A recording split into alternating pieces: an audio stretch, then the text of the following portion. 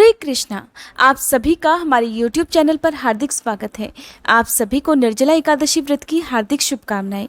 आज की वीडियो में आप सुनेंगे निर्जला एकादशी की व्रत कथा। उससे पहले जान लीजिए तिथि और शुभ मुहूर्त के बारे में कि एकादशी का व्रत कब रखकर कब खोला जाएगा, व्रत का पारण मुहूर्त कब से कब तक रहेगा, साथ ही एकादशी और द्वादशी तिथि कब से कब तक रहने वाली है। ज्येष्ठ मास के शुक्ल पक्ष की निर्जला एकादशी को भीमसेनी एकादशी भी कहते हैं।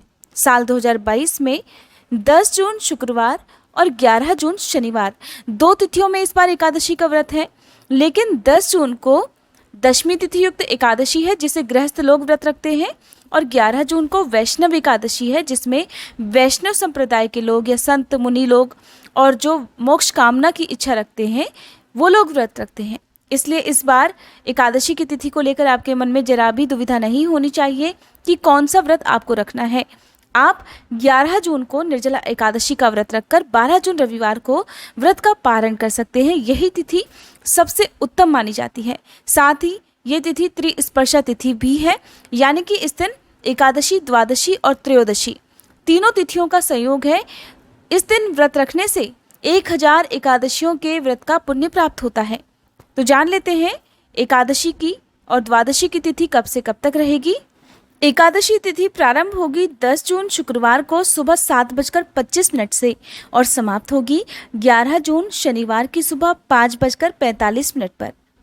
द्वादशी तिथि प्रारंभ होगी 11 जून शनिवार की सुबह 5:46 से और समाप्त होगी 12 जून रविवार की सुबह 3:23 पर।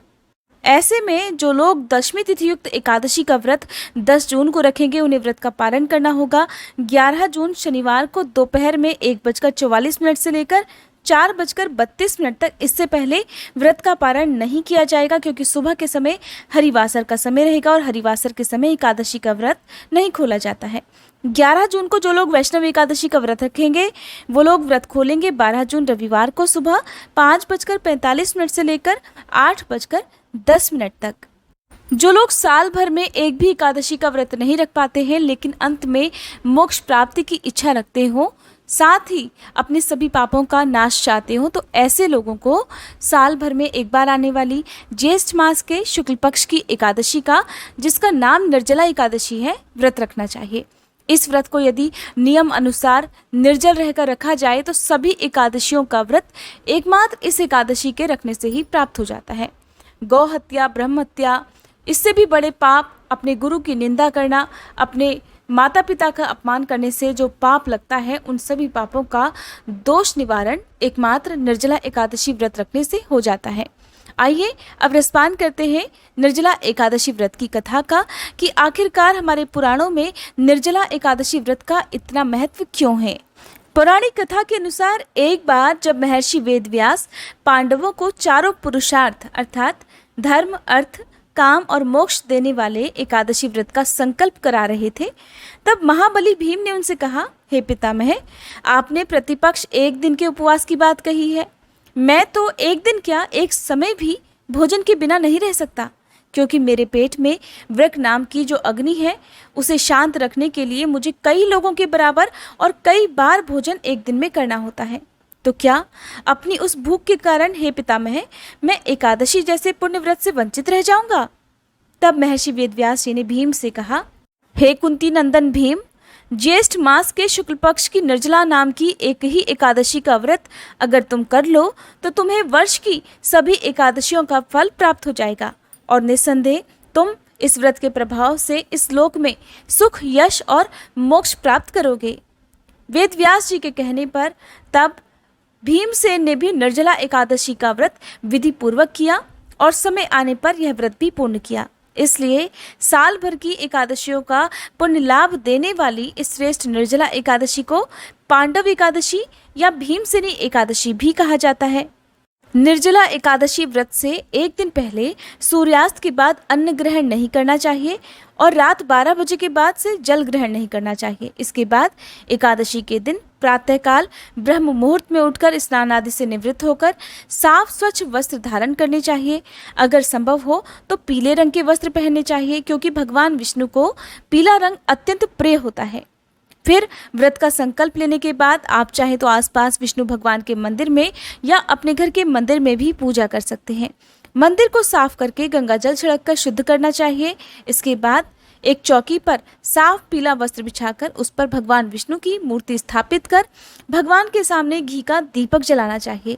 अब विष्णु भगवान को धूप, फल, अक्षत, दूर्वा, दीप, तुलसी, चंदन और पीला फूल अर्पित करते हुए ओम नमो भगवते वासुदेवाय इस मंत्र का जाप करना चाहिए। साथ ही व्रत की कथा पढ़नी और सुननी चाहिए।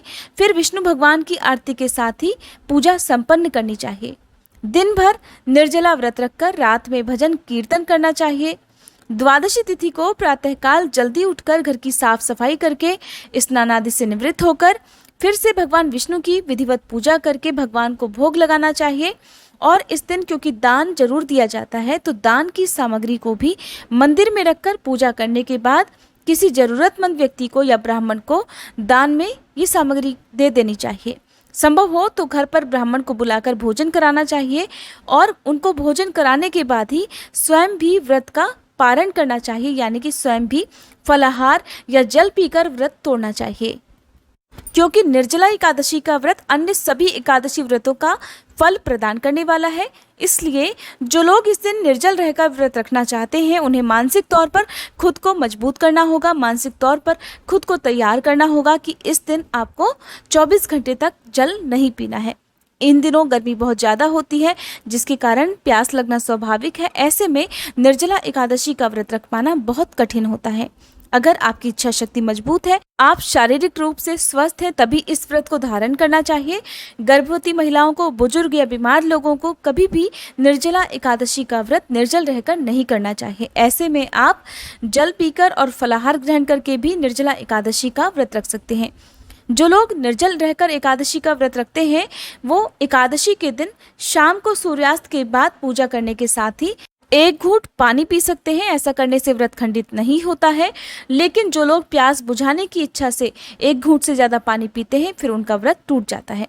द्वादशी तिथि के दिन जल से भरे हुए कलश का दान करके प्यासे लोगों को पानी पिलाकर उसके बाद आप अपना व्रत खोल सकते हैं। अगर आप इस दिन दान समय पर ना दे पाएँ तो व्रत खोलने के बाद भी आप दान दे सकते हैं, लेकिन उससे पहले किसी खुली जगह पर पेड़ के नीचे पक्षियों के लिए दाना पानी रख सकते हैं। गौ माता को आप रोटी या जो भी फल मिठाई है वो आप खिला सकते हैं। यानी कि कहने का मतलब ये है कि द्वादशी तिथि को आप कुछ ना कुछ दान चाहे छोटी मात्रा में करें, उसके बाद ही आपको अपना व्रत खोलना चाहिए। व्रत हमेशा शुभ मुहूर्त के अंदर अंदर ही खोलना चाहिए, नहीं तो फिर व्रत का केवल आधा पुण्य ही प्राप्त होता है। निर्जला एकादशी का व्रत रखते समय आपको सही जानकारी जरूर पता होनी चाहिए कि कौन कौन से काम आज के दिन आपको करने हैं, किन वस्तुओं का दान कब करना चाहिए, यदि आप उद्यापन करना चाहते हैं तो उद्यापन किस प्रकार से करना चाहिए। इन सभी बातों की जानकारी हमारे चैनल पर अपलोड है। कुछ लोगों ने एकादशी व्रत के उद्यापन की विधि बताने का अनुरोध किया था, तो उसकी वीडियो भी हमारे चैनल पर अपलोडेड है। वीडियो ज़्यादा लंबी है लेकिन इसमें आपको कंप्लीट जानकारी मिलेगी कि किस प्रकार से कितनी एकादशियों का व्रत रखकर आपको कैसे उद्यापन करना चाहिए। अगर आपने शुक्ल पक्ष की एकादशी का व्रत रखा है या केवल कृष्ण पक्ष की एकादशी का रखा है या सारी एकादशी का व्रत रखा है तो हवन आपको किस प्रकार से करना चाहिए, क्योंकि बिना हवन के कोई भी उद्यापन अधूरा माना जाता है। आप चाहें तो उद्यापन विधि की वीडियो भी देख सकते हैं। ये वीडियो अगर अच्छी लगी हो तो प्लीज़ वीडियो को लाइक करके चैनल को सब्सक्राइब करके बेल आइकन प्रेस करना मत भूलिएगा, ताकि हमारे चैनल पर आगे आने वाले और भी जितने हिंदू व्रत और त्यौहार हैं उन सभी की जानकारी, उन सभी की तिथि और शुभ मुहूर्त के साथ साथ व्रत कथा की जानकारी आपको समय से मिल सके।